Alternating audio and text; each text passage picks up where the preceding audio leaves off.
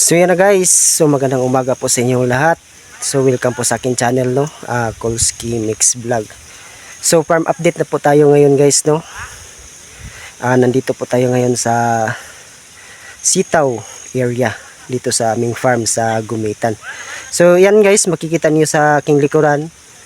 So may previous video po ako nung nagtatanim pa po kami at nag-land prep pa po kami ng aming area. So yan guys, no, puntahan natin yung aming sitaw. Napakaganda tingnan guys. So ipapakita ko po sa inyo kung paano namin yan inaalagaan, na ganyan po ang makikita niyo, napakaganda. A few moments later. Yan. So yan guys, makikita niyo guys. Napakaganda guys.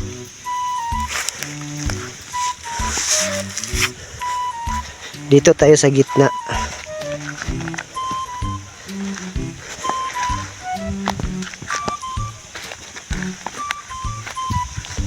So 10 to lahat na flat guys. Kada flat po ay ano lang, ay nasa 100 yata kapuno. So yan guys, no, dalawa pong seeds yung pinapatubo namin. So yan,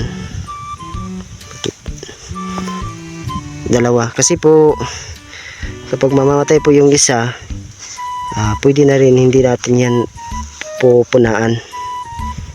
Pwede na hindi natin ma-replacean kasi masyadong ano sila dikit. Hindi na masyadong mapansin yan. So ito po yung spacing namin guys, 1 feet, isang roller po. So abangan po ninyo guys, no, siguro bukas mag-start na po kami sa pagbabagdak po ng mga poste para po sa kanilang tying. Kasi hindi na po itong matagal guys, lumalabas na po yung ano niya, para sila po ay ano, kumakatay na, gumagapang na pa itaas. So guys, no, siguro 1,000 po to lahat o higit pa. Alam niyo guys yung anong klase po itong Similia guys, yung ginagamit namin ay Ramgo Seeds Company po, yung full sitaw, Pokubini. So yan yung pangalan ng aming tinatanim. Noong una ginagamit namin yung Swiss seeds ang aming ginagamit, yung ng Montenegro. So okay po yung Montenegro, napakamaraming bunga po yan. Ito tinatry namin yung Ramgo, kung gaano ito ka mahal, kasi kadalasan nasa palengke ay Negro Star at saka Montenegro. So try namin tong sa Ramgo Seeds, yung Paul Sitaw Mokubini yung pangalan. So yan guys, no, maraming salamat guys. Ito po yung farm update namin dito sa Gumitan Farm, na ang nagmamay-ari ay si Ricky Pineda. Maraming salamat po kung sino po yung nakakapag-nood ng aking video sa YouTube.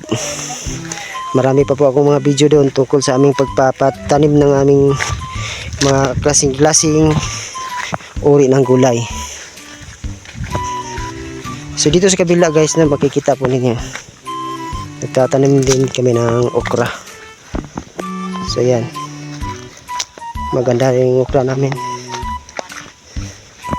Siguro nasa 14 na plat po yung lahat ng aming okra na tinatatanim. So abangan po ninyo guys, no, sa susunod ng mga video tungkol po sa aming pagtatanim ng klaseng gulay dito sa Gumitan Farm. So yan, maraming salamat. God bless us all.